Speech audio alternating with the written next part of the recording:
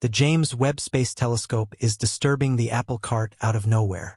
We understand that we might need to revise every one of the course readings about the start of the universe in their mission to grasp the primary stars and cosmic systems that illuminated the universe. Stargazers are still in obscurity yet drawing nearer to edification, each revelation in turn. That is the mind-blowing inevitable end from uncommon revelations by the James Webb Space Telescope, or JWST, the $10 billion time machine that just formally shut its first year of perceptions. Intended to glimpse the weak infrared gleam of the universe's earliest radiant articles, Webb's vision ventured once more into the first few 100 million years after the huge bang, permitting it to acquire more and preferred information about infant cosmic systems over some other office yet assembled. However, its corridor of cosmic child pictures has demonstrated more abundant than most specialists hoped against hope. Just put, up-and-comer cosmic systems in the early universe are springing up in numbers that resist expectations, with handfuls seen as up to this point, and that make researchers freeze out. As Charlotte Bricklayer, an astrophysicist at the College of Copenhagen, said, "We, truth be told, weren't anticipating this." In the weeks and months following JWST discoveries of shockingly adult early universes, scholars and spectators mixed to make sense of them. Could the flock of irregular, enormous, and brilliant early cosmic systems be user? Maybe on account of imperfections in the examination of the telescope's underlying perceptions. If authentic, might they at any point some way or another be made sense of by standard cosmological models? Or quite possibly, were they the first hints that the universe is more unusual and complex than even our boldest speculations had at any point assumed, and the huge bang hypothesis was at off-base? Join us today as we dive profound into how the James Webb Space Telescope broke the universe. We should come to the heart of the matter to comprehend, understand the problem. We should return to when the universe was accepted to have been framed after the enormous detonation. The baby universe started chilling with a couple of million years, the bothering plasma that occupied space settled down, and electrons, protons, and neutrons consolidated into iotas generally impartial. Hider things were calm and dim for a period of unsure term known as the astronomical dark ages. Then something occurred. The majority of the material that flew separated after the huge explosion is made of something we can't see called dim matter. It has applied a strong impact over the universe, particularly at first. In the standard picture, cold dull matter, a term that implies undetectable or sluggish particles, was flung about the universe aimlessly. In certain areas, its dispersion was denser, and in these regions it started falling into clusters. Visible matter, meaning molecules, grouped around the bunches of dull matter. As the iotas chilled also, they eventually densified, and the first stars were conceived. These new wellsprings of radiation re-energized the unbiased hydrogen that filled the universe during the supposed epoch of reionization. Through gravity, larger and more complicated structures developed, building a huge trap of cosmic systems. In the meantime, everything continued to fly apart. The universe is expanding quickly. The stargazer Edwin Hubble sorted out in the 1920s that the universe is expanding, and in the last part of the 1990s, his namesake, the Hubble Space Telescope, tracked down evidence that the extension is speeding up. Think of the universe as a portion of raisin bread. It starts as a mixture of flour and water, yeast, and raisins. When you combine these ingredients, the yeast starts breathing, and the portion begins to rise. The raisins inside it, representing universes, stretch further apart from one another as the portion expands. The Hubble telescope saw that the portion is rising considerably faster. The raisins are flying apart at a rate that defies their gravitational attraction. This acceleration appears to be driven by the horrible energy of space itself, alleged dull energy, which is represented by the Greek letter lambda. Plug values for cold dim matter and customary matter and radiation into the conditions of Albert Einstein's general hypothesis of relativity, and you get a model of how the universe develops. This lambda cold dim matter or lambda CDM model matches practically all observations of the universe. One method for testing this image is by checking the extremely far-off systems, similar to thinking back so as to the initial not many 100 million years after the gigantic applaud that began everything. The universe was easier than its development, more straightforward to analyze against expectations. Stargazers initially attempted to see the earliest designs of the universe utilizing the Hubble telescope in 1995. Over 10 days, Hubble caught 342 openings of an unfilled look fix of space in the enormous scoop. Stargazers were amazed by the overflow stowing away in the inky dull. Hubble could see thousands of universes at various distances and transformative phases, extending back to a whole lot sooner times than anybody anticipated. Hubble would proceed to find several really far-off universes. In 2016, cosmologists found its most far-off one called GNZ11, a weak smirch that they dated to around 400 million years after the huge explosion. This was surprisingly early for a cosmic system, but it didn't cast out on the lambda CDM model, in part because the system is small with just 1% of the smoothwave's mass, and in part because it stood alone. Stargazers required an all the more impressive telescope to see whether GNZ11 was a crackpot or part of a larger population of bewildering early worlds, which could help determine if we are missing an essential piece of the lambda CDM formula. That's why the James Webb Space Telescope, or JWST, was born.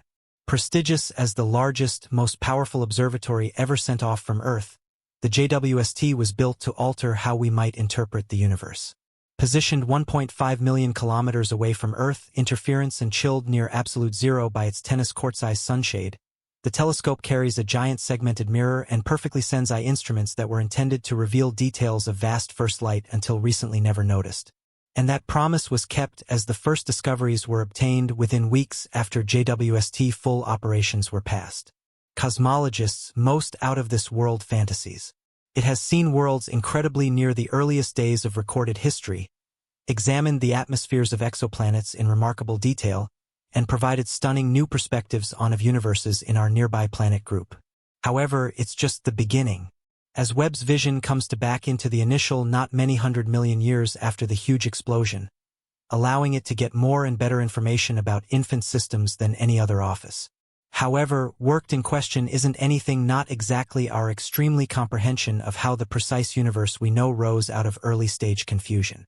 Webb's initial disclosures could alter the initial parts of infinite history, which concern not only far-off legends and distant universes but also our own existence here in the natural smooth way. As JWST researcher Mark McCaffrey, a senior counselor for space and investigation at the European Space Office, said, "You construct these machines not to confirm the worldview but to break it. You simply don't have the foggiest idea how they will break. Scientists utilize a form of the Doppler effect to measure the distances of objects.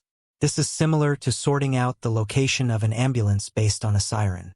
The alarm sounds higher in pitch as it approaches and then lower as it retreats. The farther away a galaxy is, the faster it escapes from us, as its light stretches to longer frequencies, and the size of this redshift is expressed as z, where a given value of z lets you know how long an object's light probably traveled to reach us." One of the main papers on JWST data came from N.A., the MIT stargazer, and his partners, whose search algorithm hailed a universe that appeared mysteriously bright and untouchably far off. N.A. named it Glass Z13, demonstrating its apparent distance at a redshift of 13, further away than anything seen before. The world redshift was subsequently updated down to 12.4, and it was renamed Glass Z12. Other stargazers working on different sets of JWST observations were reporting redshift values from 11 to 20, including one cosmic system called CHEER 1749 or CR2Z17 to one whose light seems to have left at 13.7 quite a while back, only 220 million years after the enormous detonation, barely an eye flicker after the start of inestimable time itself. These putative observations suggested that the perfect store known as lambda CDM may be fragmented in some way. Universes became tremendous immediately in the early universe. You don't anticipate seeing gigantic worlds. They had the opportunity and energy to shape that many stars, and they hadn't combined. As Chris Lovell in a study published in November, scientists analyzed virtual experiences of universes governed by the lambda CDM model and found that JWST early brilliant GY cosmic systems were arranged by size, heavier than the ones that formed simultaneously in the recreations. Some stargazers and news sources claim that JWST was breaking cosmology, but not everyone was convinced. One issue is that lambda CDM's predictions aren't always true. While dark matter and dark energy are straightforward, visible matter has complex interactions and ways of behaving, and no one knows exactly everything went down in the first years after the Big Bang. Those frenetic early times should be approximated in virtual experiences. The other issue is that it's hard to tell precisely the distance away cosmic systems in fact are. In the months beginning from the first papers, the periods of a portion of the supposed high redshift worlds have been rethought. Some were downgraded to later phases of cosmic development. According to the updated telescope adjustments, CHIR 1749, for example, is found in a region of the sky containing a group of systems whose light was discharged 12.4 quite a while back. Furthermore, Naidu says it's conceivable the universe is quite of this group, a closer gatecrasher that may be filled with dust that causes it to appear more red-moved than it really is. According to Naidu, CHIR 1749 is peculiar. Regardless of how far away it will be, it would be another kind of cosmic system that we didn't know about, a very low-mass minuscule system that has somehow developed a lot of residue in it, which is something we customarily don't anticipate. There may very well be these new sorts of articles that are puzzling our scientists. For the extremely far-off cosmic systems, everybody knew that the most authoritative distance assessments would require JWST's most impressive capability. JWST not only notices starlight through photometry or estimating brilliance, but also through SPC Broyle copy or measuring a light's frequencies. If a photometric OB perception is like an image of a face in a crowd, then a spectroscopic perception is like a DNA test that can tell a singular's family ancestry. NAU and other people who saw as huge early universes measured redshift using brightness-derived estimations. Basically, taking a gander at faces in the swarm utilizing a great camera. That technique is far from hermetically sealed. At a January meeting of the American Galactic Society, space experts jested that maybe a big part of the early cosmic systems saw with photometry alone will go out to, as a matter of fact, be measured. However, in early December, cosmologists announced that they had combined the two methods for 4 cosmic systems. The JWST Progressed Deep Extragalactic Survey or JADES group looked for systems whose infrared light range suddenly cuts off at a critical frequency known as the LM break. This break happens because hydrogen drifting in the space between systems absorbs light because of the continuing expansion of the universe, the ever-rising raisin portion. The radiance of far-off universes is moved, so the frequency at that sudden break moves too. When a universe's light seems to drop off at longer frequencies, it is more far off. JADES identified spectra with red shifts up to 13.2, meaning the system's light was discharged 13.2 quite a while back. When the information was down L, JADES scientists started blowing a gasket in a shared Slack gathering. According to Kevin Hain, a cosmologist at the College of Arizona, he said, "It resembled, good gracious goodness my God, we did it, we did it, we did it," he said. "These spectra are only the beginning. My thought process will be stargazing changing science," he said. Brant Robertson, JADES space expert at the College of California's St. Nick Cruz, says the discoveries show that the early universe changed rapidly in its first billion years, with the cosmic systems developing multiple times faster than they do today. "It's like the way that a hummingbird is a little animal," he said, "but it's pulsed so rapidly that it's living sort of a different life in comparison to different animals. The heartbeat of these worlds is occurring on a substantially more quick timescale than something the size of the Smooth Way. But were their hearts beating excessively fast for lambda CDM to make sense of?" Stargazers in general society exclaimed at JWST pictures.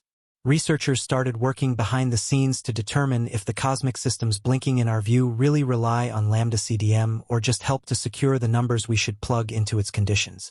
One important yet poorly understood number concerns the majority of the earliest universes. Cosmologists attempt to determine their masses to tell whether they match lambda CDM's anticipated time length of world development. A world's mass is gotten from its brilliance.